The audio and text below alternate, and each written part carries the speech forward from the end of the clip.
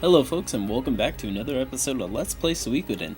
It's L58 and last we left off we faced off with that creepy orb boss and beat him and thought it was a good stopping point as usual. And so we got the gold necklace. No one can really equip it here, so we'll just skip on it. And there is the moonlight weed, what we've been searching for this whole time. But of course, Wendy has to show up and stop us and try to keep us from getting that moonlight weed, because it's probably her plot to make all the dragons fall asleep. I don't get it. Yeah, we're taking this stuff. It's ours. Yeah, see?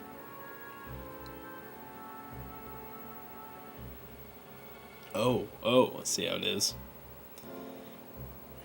Well, just take it. Oh.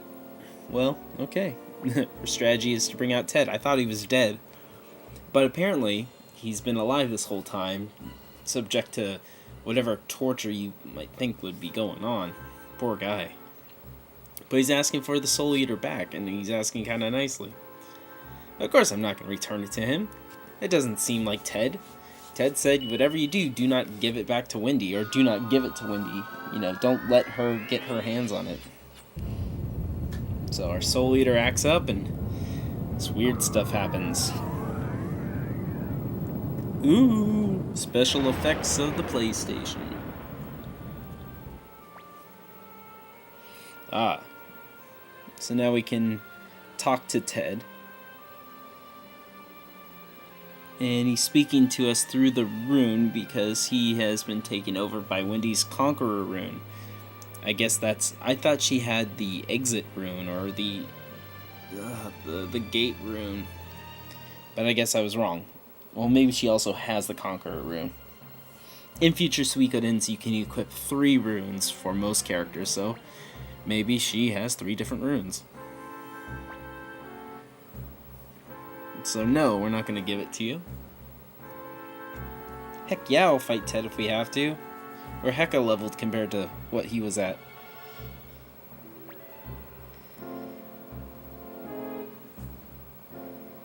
Uh-huh. Dang.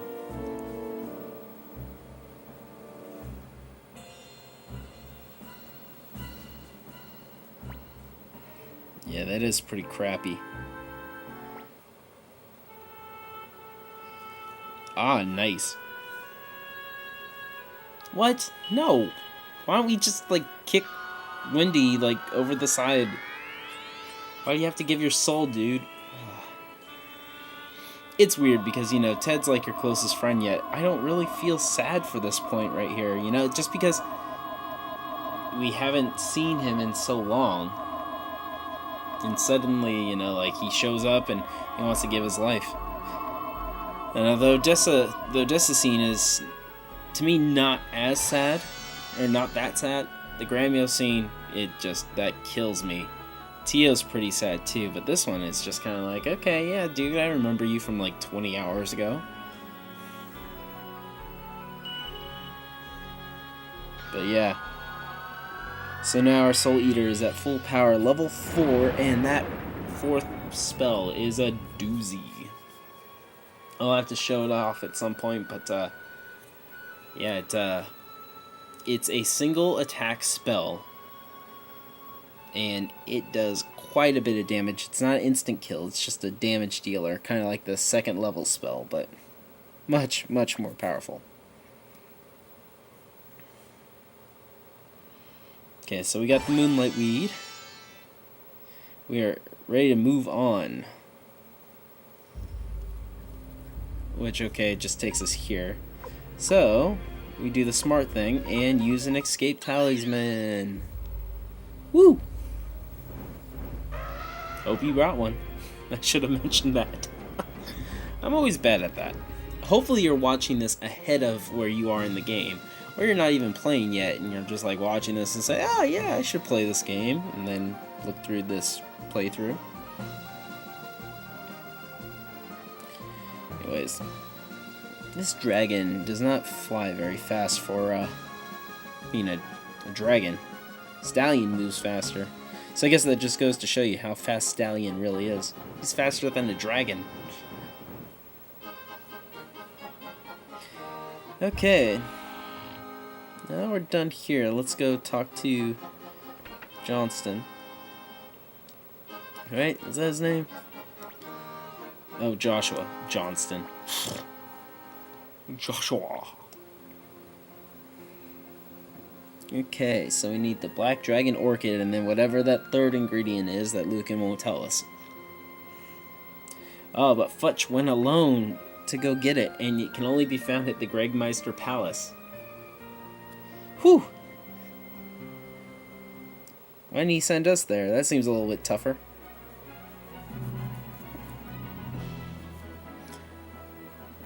Ah, do you remember this? The last time we saw this, it was in daytime. I like the nighttime. I like the moon there, doing its thing. Yes, I am the moon. 5 points if you get that reference. Okay, so we take control of Futch. Which I don't know if you don't have somebody with a holy rune, if you're able to sprint at this point. Let's see, is this one? Okay, yeah. That was this one over here. Ah, there we go. Okay. No, it's either one or the other, dude. Oh, crap. The Emperor has caught you trying to steal from him. You are a dead little Dragonite. Yeah. Yeah, he's the Emperor. Yeah.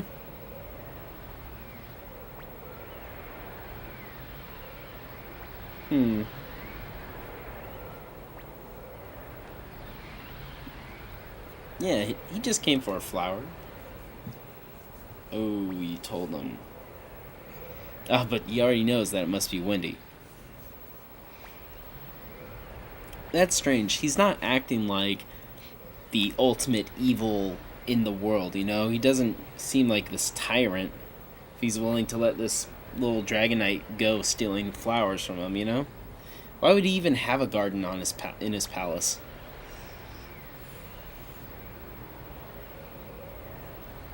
Yeah, I agree. He must be different than the rumors. It must be more windy than anything. Speaking of which... Dang, she's a busy girl. Ah, but looks like you were too late. We're escaping. Haha!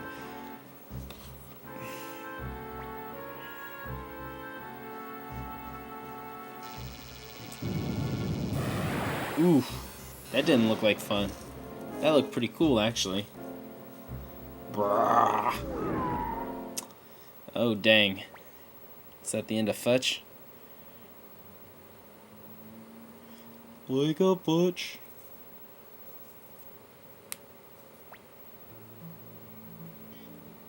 Yeah. We got that.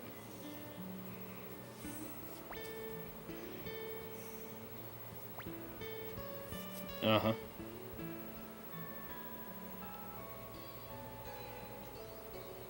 Yeah, at least you're okay.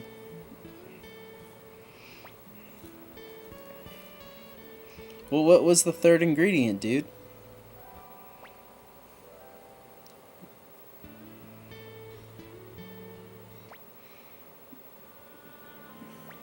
Uh-oh. Sounds like something's the matter. Ah, dragon's liver, and it came from... Yeah, it came from your dragon, Black. Black was already dead. Black must have been protecting Futch to the very last moment of his life. And his death isn't in vain, because the other dragons are now awake.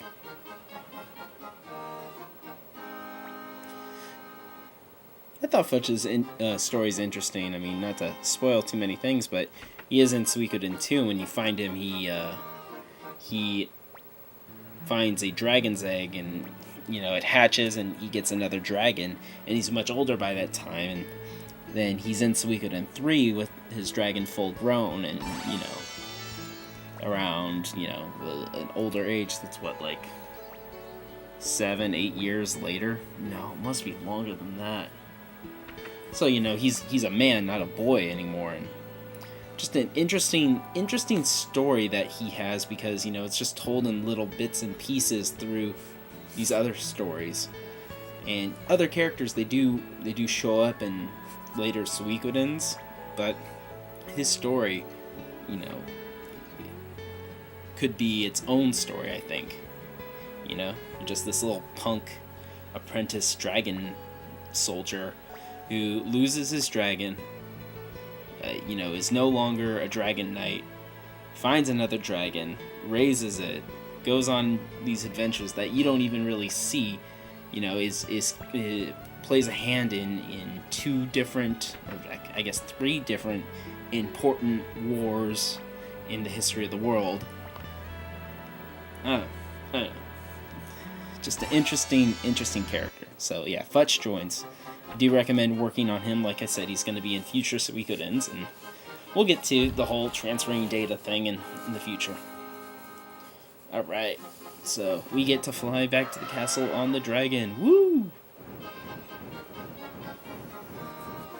So let's go ahead and do that, shall we? So yeah, we get Joshua, even though he isn't going to be in the castle, he still joins. We get Futch, and then we get Mila. Is that her name? So, but then we come up to this unlikely pairing of thief and ninja. Kryn and oh god, what's her name? It's not Val, it's Kasumi. Thank you, Kasumi Ninja. I need to remember that. Now, I haven't used Kasumi yet, but she's pretty good. She does have a unique rune. Kryn is freaking worthless. Worthless. But anyways, looks like they've been working together to find a spy amongst our army, our liberation army. So we'll get to that in the future. Yeah, it's quite a success. Uh-huh. Uh-huh. Yeah. Well, hey, he wasn't that rude. Uh-huh. Okay. So, who's this guy? Another pretty much, like, worthless character. We get Taggart, who is, like, the servant of Warren, and Warren is this, like, rich, I guess, character who has some sway. But anyways, he was captured. Yeah, he's well respected, but he harbored many fugitives in his mansion and was kidnapped by Kazim. Okay. Yeah, Victor was also kidnapped, so we need to go rescue him. How could Victor get kidnapped? The guy just killed a freaking vampire.